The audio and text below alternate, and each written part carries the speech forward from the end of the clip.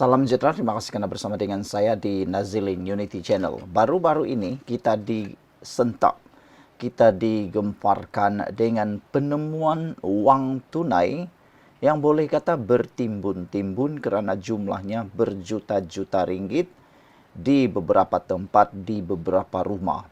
Semua ini berlaku di saat sebelum kes ataupun isu kepanasan berkaitan dengan skandal rasuah membabitkan adun-adun Sabah. Sekarang ini, kes adun-adun Sabah yang sedang panas menuju ke kemuncak dramanya apabila bekas CEO SMM kini diambil tindakan oleh bekas ataupun tempat mantan majikan beliau, iaitu SMM sendiri mengambil tindakan undang-undang terhadap John T. Inggihon.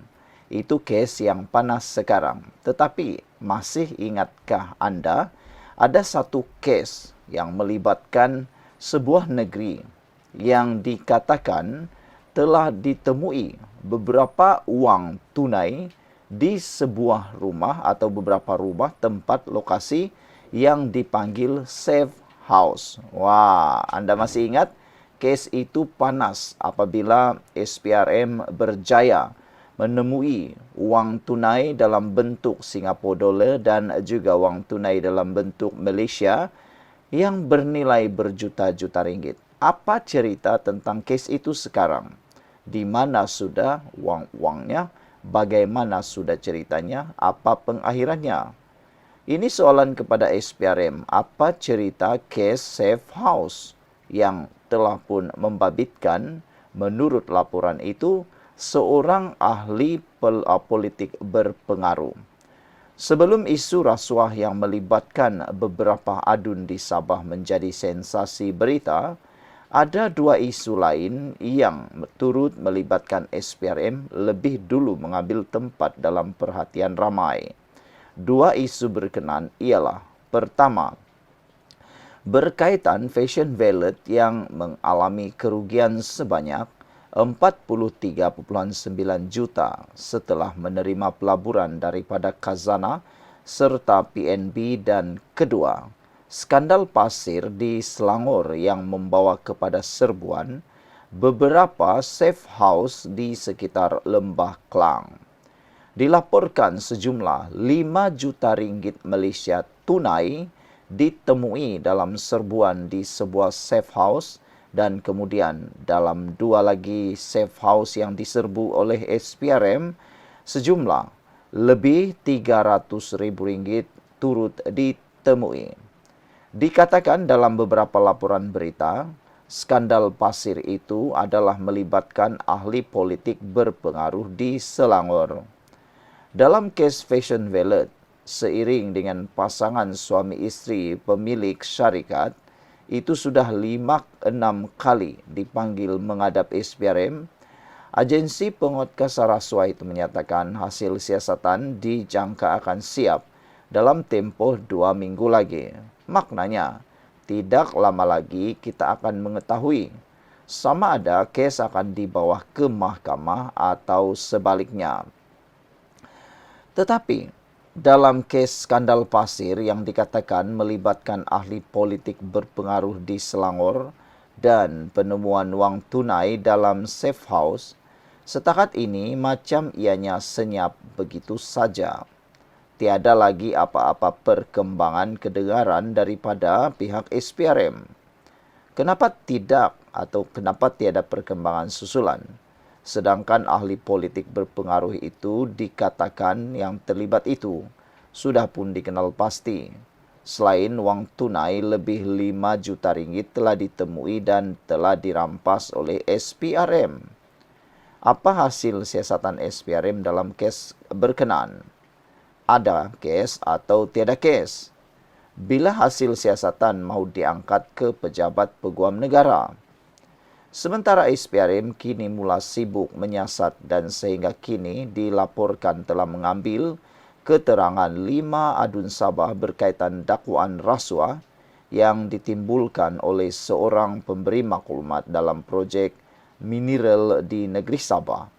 Diharap kes skandal pasir di mana lebih 5 juta ringgit uang tunai ditemui dalam safe house sebelum ini tidak pula dilupakan begitu saja. SPRM harus tampil dan mendedahkan hasil siasatan mereka berkaitan projek pasir dan penemuan wang tunai dalam safe house yang lebih dulu diperkatakan ramai sebelum timbulnya isu rasuah melibatkan adun-adun Sabah. Rakyat sedang memerhati dan tidak sabar menunggu perkembangan seterusnya. Saudara, apa pula pendapat anda semua tentang isu safe house ini? Adakah anda juga seperti kami semua yang turut tidak sabar menunggu apa cerita seterusnya? Sekian dulu untuk kali ini. Jangan lupa tinggalkan komen anda. Salam sejahtera, terima kasih karena bersama dengan saya di Nazilin Unity Channel. Sudah terdesakkah parti Bersatu dan Muhyiddin? Ataupun adakah ini pengakhir kepada 5 ahli parlimen yang telah pun menyokong Anwar Ibrahim? Bersatu kini guna mahkamah untuk kosongkan 5 kerusi parlimen. Bersatu kini beralih langkah dengan menggunakan saluran mahkamah sivil untuk mengosongkan 5 kerusi parlimen selepas penyandangnya yang bertanding dan menang dalam PRU lalu memberikan sokongan kepada kerajaan perpaduan. Difailkan di Mahkamah Tinggi Kuala Lumpur pada 15 November, saman pemula itu menyasarkan keputusan Speaker Dewan Rakyat Johari Abdul yang sebelum ini membenarkan 5 bekas anggota Bersatu mengekalkan kerusi mereka. 5 ahli parlimen terbabit ialah Syed Abu Husin, Hafiz Zaid Abdul Fasal, Bukit Gantang, Zahari Kecik Jeli, Muhammad Azizi Abu Naim, Gua Musang, Iskandar Zulkarnain, Abdul Khalid, Kuala Kangsar dan Dr. Zulkaperi Hanapi, Tanjung Karang. Status satu lagi kerusi parlimen yang dimenangi Suhaili Abdul Rahman di Labuan belum diketahui namun sedang berdepan dengan tindakan sivil berasingan di Mahkamah Tinggi Shah Alam. Menerusi saman pemula itu, Bersatu mencabar keputusan Johari yang membenarkan 5 ahli parlimen terbabit mengekalkan kerusi masing-masing di sebalik langkah mereka mengingkari kehendak parti. Keputusan Johari itu disampaikan kepada Bersatu dalam surat bertarik 9 Julai lalu. Melalui saman itu, Bersatu memohon beberapa pengisytiharan, antaranya Badan Kehakiman mempunyai bidang kuasa untuk membetulkan sebarang salah tafsir undang-undang oleh mana-mana cabang kerajaan termasuk badan perundangan. Sebelum ini, Mahkamah pernah menolak permohonan mencabaran keputusan Speaker Dewan Rakyat atas alasan Badan Kehakiman tidak mempunyai bidang kuasa mendengar pertikaian yang melibatkan prosiding cabang perundangan. Menerusi saman itu juga, Bersatu menegaskan Johari telah menyalahgunakan kuasanya dengan membenarkan tindakan Syed Abu Husin, Zahari, Azizi Iskandar Zulkarnain dan Zulkaperi. Kata Bersatu, tindakan defendant pertama iaitu Johari merupakan satu pengkhianatan dan melanggar perlembagaan persekutuan.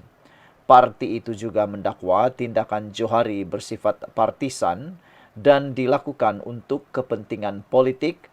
Bersatu diwakili oleh firma guaman Chetan Jetwani & Co. Saudara-saudara sekalian, sebenarnya keputusan kepada apa yang dilakukan malam ini hampir sudah diketahui. Ada satu komen daripada netizen, apalagi yang dikejarkannya bukan masalah rakyat lagi, tetapi kuasa. Rakyat sedang melihat gelagat golongan ini dan puak-puak dalam PN dan PAS, kata Greg Kancil. Apa sebenarnya tujuan bagi Parti Bersatu untuk mahu membawa pula kes ini ke mahkamah, kata Greg Kancil. Semuanya hanya untuk mau dapatkan kuasa, bukan lagi untuk memperjuangkan masalah rakyat, kata Greg Kancil. Apa pula pendapat anda semua? Sebelum ini kita sudah tahu bahawa ada satu duluan yang mana keputusan berpihak kepada ahli parlimen apabila sebelum ini pernah mahkamah menolak permohonan mencabar keputusan Speaker Dewan Rakyat atas alasan Badan Kehakiman tidak mempunyai bidang kuasa mendengar pertikaian yang melibatkan prosiding cabang perundangan. Saudara-saudara sekalian, kalau sebelum ini kita sudah tahu bahawa pernah berlaku apabila beberapa ahli parlimen dan juga daripada Perikatan Nasional di Sabah juga tidak boleh dilepaskan kerusi mereka kerana mahkamah tidak mempunyai kuasa untuk mendengar pertikaian yang melibatkan prosiding cabang perundangan, yakni parlimen. Apalagi kalau itu melibatkan Speaker Dewan Rakyat, iaitu Johari Abdul. Kerana kalau itu berlaku, ini satu tindakan yang bahaya kepada parlimen yang ada di Malaysia. Hilanglah kekebalan parlimen. Sekian dulu untuk kali ini. Jangan lupa tinggalkan komen Anda